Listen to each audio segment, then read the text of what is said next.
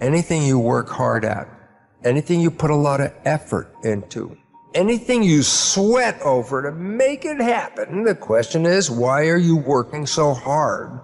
The answer is, your programs and your subconscious don't support that. And what we have to do in order to get to that place where we can take the keys and unlock the self-imposed prisons, or the prisons that we have given ourselves on the basis of what we have come to believe is our limitations, what we can and can't do. We have to let go of that. And I call it rewriting our agreement with reality. We literally have to make a whole new contract with what it is that I perceive to be what is possible for me. And in order to do that, we have to shift out of the things that we have come to believe in, and everything that you came to this program watching tonight that you believe in was handed to you by someone else outside of you, was handed to you by the experiences or testimony of someone in the past. And because it comes from outside of you, there is still an element of doubt. And this element of doubt isn't bad, but it keeps you from reaching higher levels, because what you think about is what expands. And if you're thinking doubt, then doubt is what expands. When you visualize a goal that you want to achieve, it's not in the future. This is to do with manifesting. When you want to manifest something, it doesn't work very well when you think, I will be famous, I need to be famous, I want to be famous. Not good for manifestation.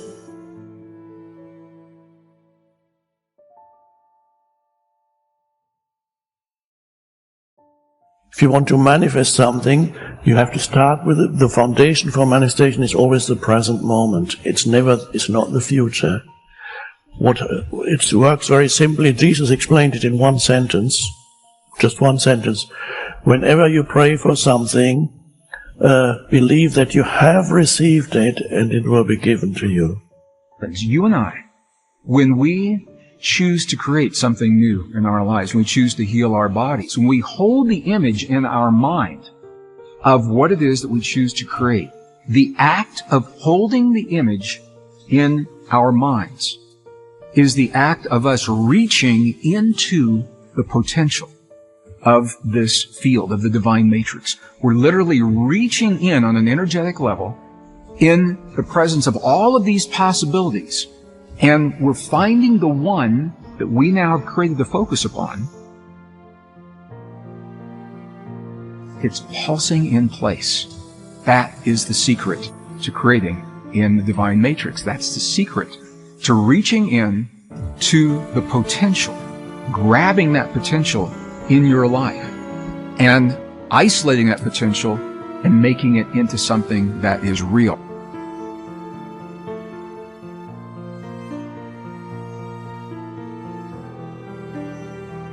Another new way of being for me is to think of yourself in terms of personal authority rather than being an authoritarian. Personal authority.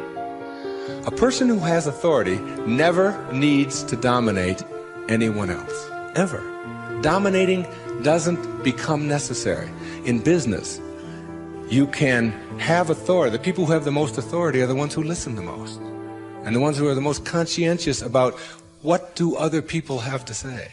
A person in a relationship who has to dominate somebody else and has to make the other person submissive shows that they don't have authority, because they're getting their power not from within for themselves, but on the basis of who they can control.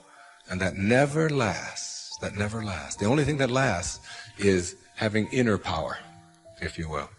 Know thyself. That's what Shakespeare said. Know thyself. The more you know yourself, the more you become honest with yourself, honesty becomes just a way of life. No, I don't think the world necessarily does, but you can't run your world. You can't run your world based upon what the rest of the people in the world want or don't want. To me, honesty is like, it's a karma that goes out into the world. How people treat you in the world is their karma. How you react is yours. And when you react to it with dishonesty, That's what you're putting out into the world, dishonesty. And when you put dishonesty out into the world, that's what's going to come back to you, because what goes out is what comes back. That all, as you sow, so shall you reap. I mean, it's in every great institution that there is in the world, whether it's a religion or a philosophy or whatever. What you put out is what comes back. Whatever you plant is what you're going to get back. And the more that you put out honesty, just because it's what you are, because you are being honesty, you're not trying to be honest, you're just being honesty, then that's what will come back to you on a regular basis. And when it doesn't, you'll just see that as another test for you to pass. And finally, a fifth way of being that is new, for me, it has become a way of life. It's called serenity instead of acquisitions. The more you try to acquire, the more you try to get, the more you try to collect in your life and evaluate yourself on the basis of that, the less serenity you're going to have. More is less. It's almost a secret of the universe. Serenity means inner peace.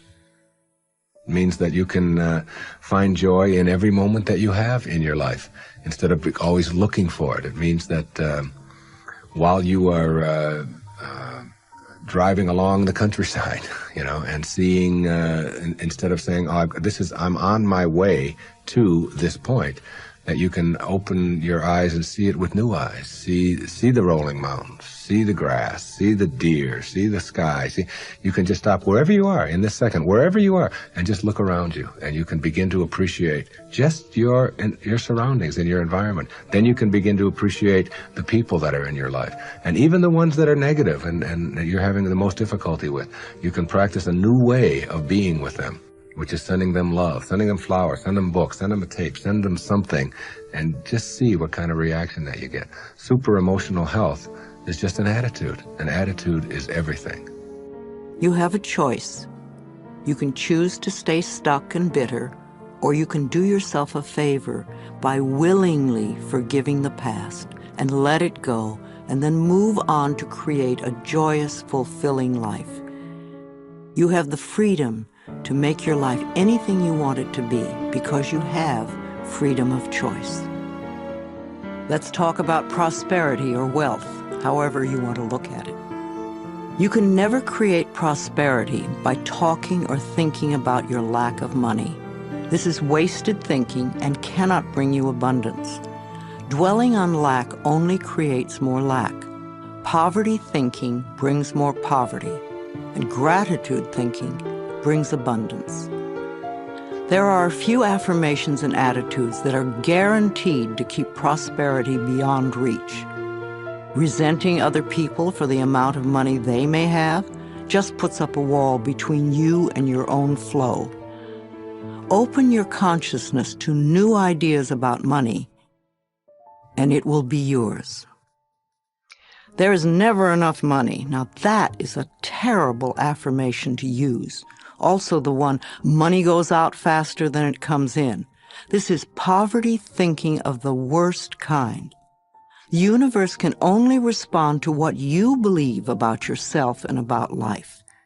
Examine whatever negative thoughts you have about money, and then decide to release them and let them go. They have not served you well in the past and will not serve you well in the future.